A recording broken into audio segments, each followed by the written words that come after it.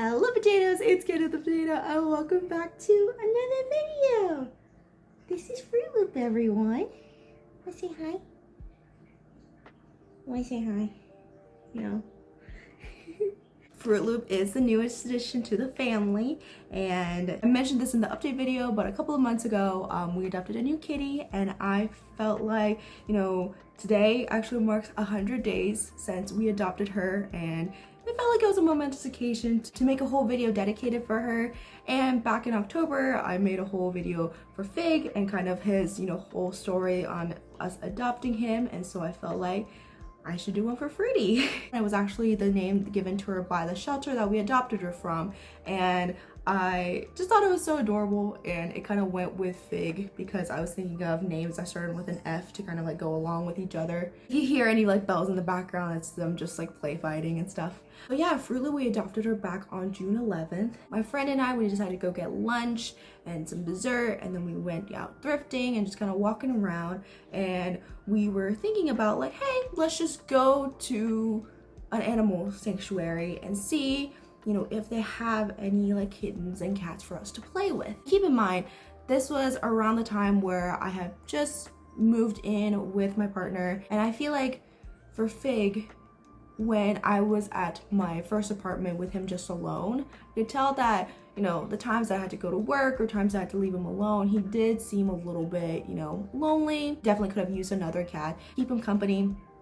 But that apartment was way too small. There wasn't like a limit of cats I could have at that apartment, but just knowing the room, like I feel like it was just even cramped for Fig and me to be in there. So felt like after I moved out of the apartment and we moved into this one where it's a 2-bedroom and has a lot more space, it would be a good time to get a new cat and have a bigger space for it. So we went into this place called Lifeline Animal Project. I really recommend them because I love how they run things.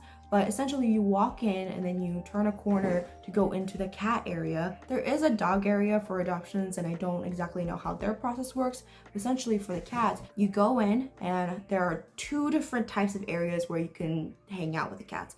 One are ones that they're in individual crates, which a lot of the pictures I'm going to show you of Fruit from that time was when she was in one of the crates. And then the second type of rooms that they have are these giant rooms where they have like 5 to 6 cats in there, and they just wander around and they're just able to, kind of go around, and some of them are bonded, some of them are not, but you can go in physically and hang out with the cats as well. I really like how Lifeline runs it because you can kind of get a different one-on-one experience with each cat. Obviously, with the ones that are in the crates, you would have to ask a volunteer or staff member to open up the crates and hang out with them for a little bit. I feel like you can really kind of bond with a cat in that moment and see, if they're truly right for you or not.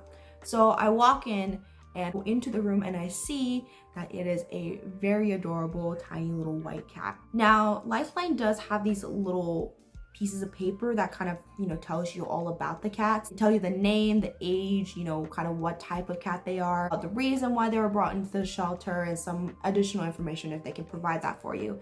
And funny thing was, this one didn't have that. So I was like, oh, okay. I mean, one to consider, but this one clearly isn't ready to go that day. I went up to her. She was very friendly. She nestled up against the bars, and so I asked one of the staff members if they can open it for me, and it just immediate, just cuddle bug, like was feeling for my hand, really just like going for it, and it was just so adorable. And in that moment, it's just one of those things where if you go in there, you kind of know which one is yours, kind of in that moment.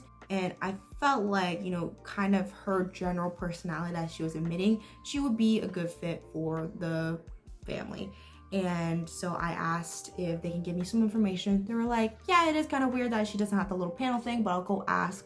I sent pictures and videos to my boyfriend, and he was like, I mean, you do you're the one getting a cat. And I was like, okay.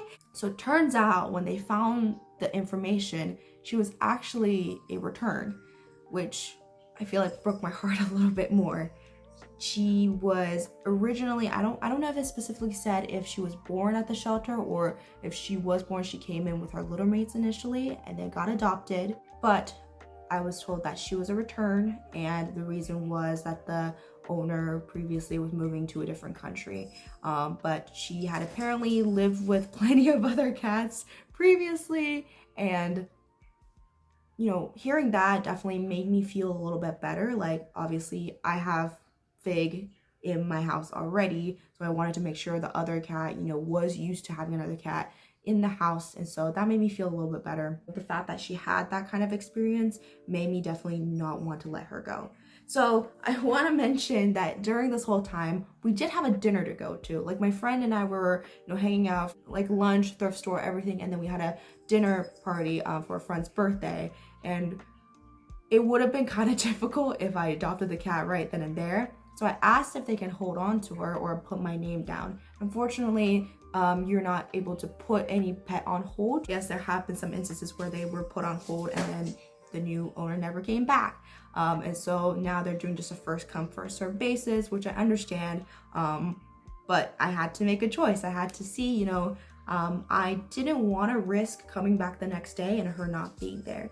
So I just took a big leap and I filled out the application. And then we actually had Fruity in my friend's bathroom while we were at the dinner, and then afterwards took her home. We put her in the spare bedroom to kind of, you know, be separated from Fig a little bit, just because we wanted to do that slow introduction process for them. I will say this whole segment about the introduction is a little bit odd, just because we didn't acclimate them, you know, as slowly as I feel like we should have. But surprisingly, it all ended well. But yeah, essentially, we had her in the spare room. We had Fig just like roaming around. Right after we brought her back, I went into the spare room and she was very, very scared, which I completely understand because she was returned the day before, then had to, you know, come home with me. So just a lot of environmental changes. And so, you know, I cuddled with her for a little bit. This is her like on my lap. We needed, you know, a little bit of time for her to even get used to this space. I read every single article and they told me to do 2 weeks, where they were like, you know, kind of like not seeing each other, you know, rubbing up towels against each other, or, you know, having to swap places, you know, all that good stuff. And I was prepared to fully do that. But then my boyfriend was like, let's just introduce them to each other. Like, it should be fine. And I was very, very nervous going into it because, you know, I didn't want them to have a negative reaction to each other. And so, you know, we open the door and Fig immediately waltzes into the second door because he walks around like he owns the place.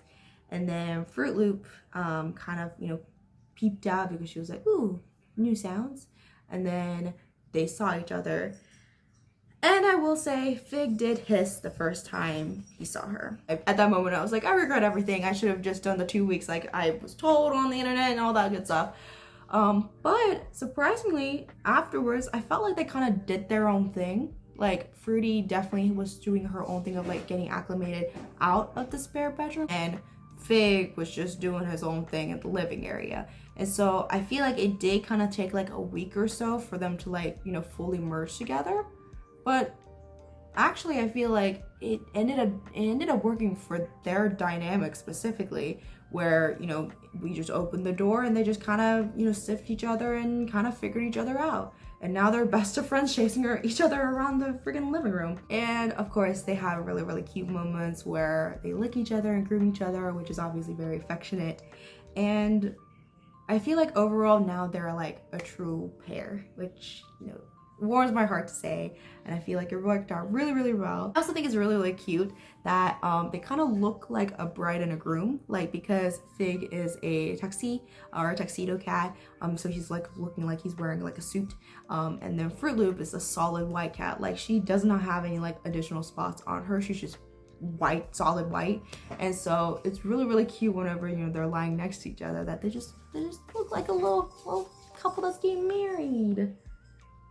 Got a runaway bride here. I definitely think that everyone, if you are considering a pet of any sort, please adopt and don't shop, because you can honestly see that there are plenty of animals that are, you know, wanting to find loving homes. They get returned for reasons that are outside of their own control, and make your home a happier and, you know, more fulfilling place in my opinion. Thank you guys again so much for watching.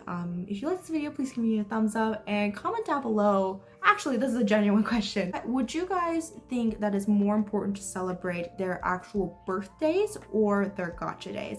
Because on the little sheet of paper, it specifically says Fruit Loop's birthday, and you know, the day that I actually adopted her is another day. Fig, I feel like because we just picked him up off the street, we don't know like any of his history, and we're just truly just guesstimating his age and his birthday. And so we're just making his gotcha day just everything like in one.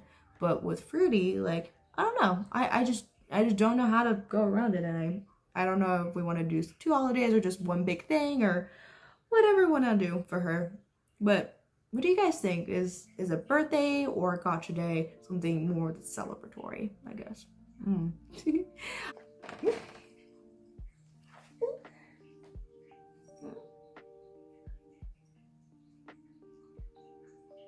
Yeah, every single black shirt I wear now just gets covered in her fur. But she just sheds a lot. Yeah, you guys can also see that she has a little rainbow collar. But yeah, thank you again for watching. Hope you have a great day. Wishing you the best as always. Cato, rolling it out.